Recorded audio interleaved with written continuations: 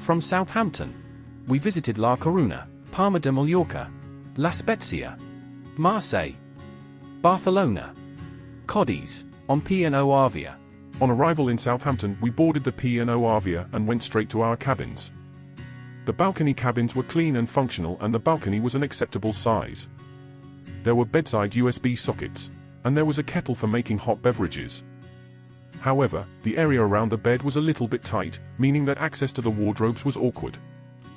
The small shower room was bijou but adequate, with a glass door to the shower. Our steward kept the cabin and shower very clean indeed. That evening, we had a specialty meal in Sindhu, the Asian restaurant, which all of us enjoyed. After a day at sea, the first place we visited was La Coruña in northwest Spain.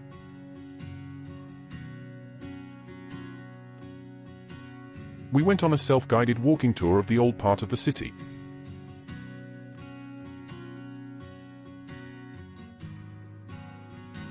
According to local beliefs, La Coruña was an ancient city, founded by Hercules. Celts, Phoenicians, and Romans have occupied its port. In 62 BC, Julius Caesar came to the city, known at the time as Brigantium, and found a population composed of a few fishermen living in primitive conditions. Due to its strategic position, the city soon became important for sea trade, leading to the building of the lighthouse in the 2nd century AD. This is known as the Tower of Hercules and is a UNESCO World Heritage Site. The greatest event in the history of La Coruña took place in 1588, when the ships of the Spanish Armada sailed from the harbour to England. The fleet had some 130 galleons to attack the British, but only half the ships returned to Spain. 1 year later, the English fleet under Sir Francis Drake attacked the port in reprisal. Drake's invasion was ultimately repelled by the peoples of La Coruña.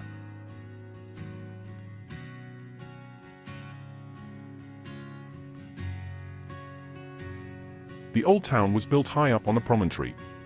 It is interesting to walk around these ancient buildings. As is always the case in Spain, the interiors of the churches are magnificent. It is much easier to walk down the hill than up it.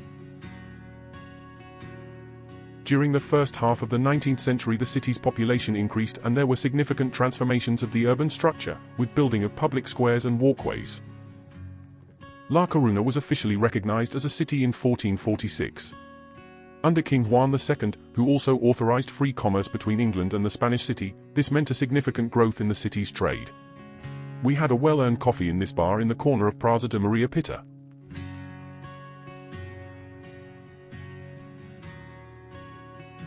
After our wander around the port, we returned back to the ship in the early afternoon for a spot of lunch, followed by some fun time using the ship's facilities, such as the infinity pools and the Altitude Skywalk aerial ropes course. The grandkids loved it. We then had 2 sea days on which to enjoy the ship. We made good use of the bars, the pools, and the sunbeds. Of course, we also took advantage of the copious amounts of food available throughout the day. We took part in the progressive quiz. This is held on each sea day, and all the scores are added together and revealed on the final sea day. We also enjoyed dressing up for the celebration night dinner and show. On the 5th day, we arrived in Palma de Mallorca, with its magnificent cathedral prominent across the harbour. It was a beautiful day, very warm, and it was fascinating to watch the watercraft movements in the harbour.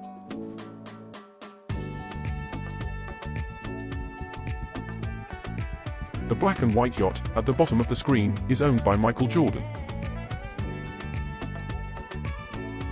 Palma seems to be a very popular destination for yacht owners. Here we took a ship's excursion to the caves of Drach. I last came here as a child, but I remember the experience so well, that I thought the grandkids and my daughter should experience it for themselves.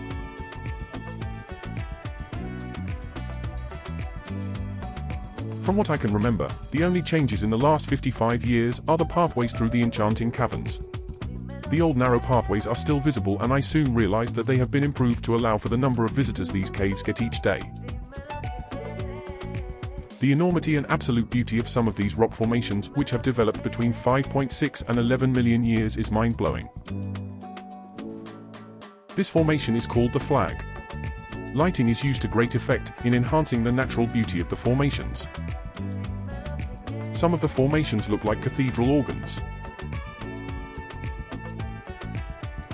The caves are 1,200 meters or 3/4 of a mile long. They drop 25 meters under the ground, and at the bottom is a lake called Lake Martel. This lake, I think, is called the Black Lake or Lago Negro.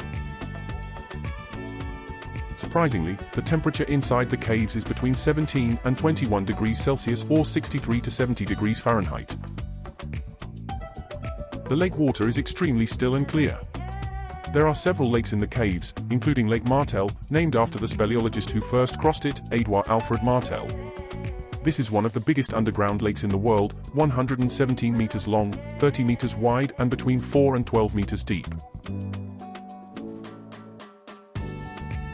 At this point, I would like to apologize for the quality of some of these images. The lighting conditions and the changes in foreground and background textures made it very hard for my phone camera to focus easily. But then again, I am not a professional.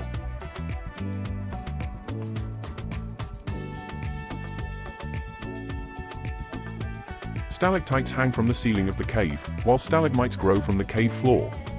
They grow at a rate of approximately 1 centimeter per 100 years. Imagine how long these caves have been forming.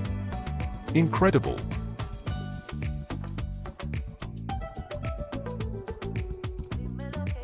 This lake is called the Diana Baths.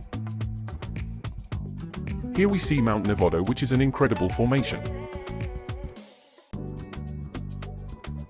The turquoise color of the water is completely natural and is not caused by lighting.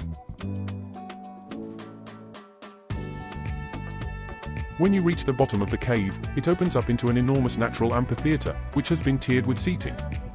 Here we sat facing the lakes, until the lights dimmed and we were placed in total darkness. Then, out of the darkness, a light appeared in the distance. The light was from 3 small boats, one of which carried a 4-piece orchestra who played classical music as the boats moved slowly and silently across the lake towards the audience. It was spellbinding.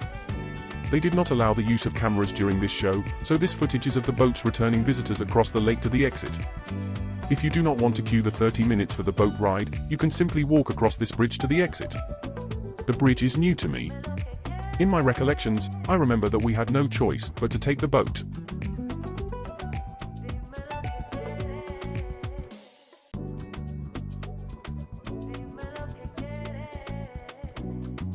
After the caves, we went to the nearby town of Monte Cristo. This is well known for celebrity spotting.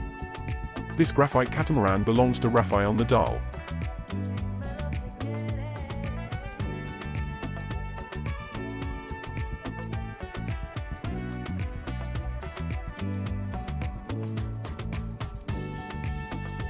Monte Cristo is a lovely little place and well worth a visit. The beach looked perfect for taking in the rays and bathing.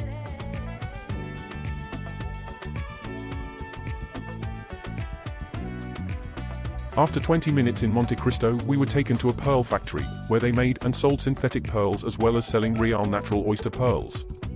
The ladies enjoyed spending their money and mine there.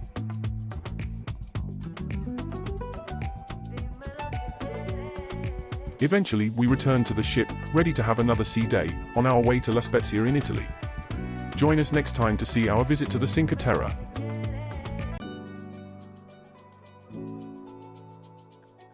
If you haven't subscribed yet, please click our logo. Thanks.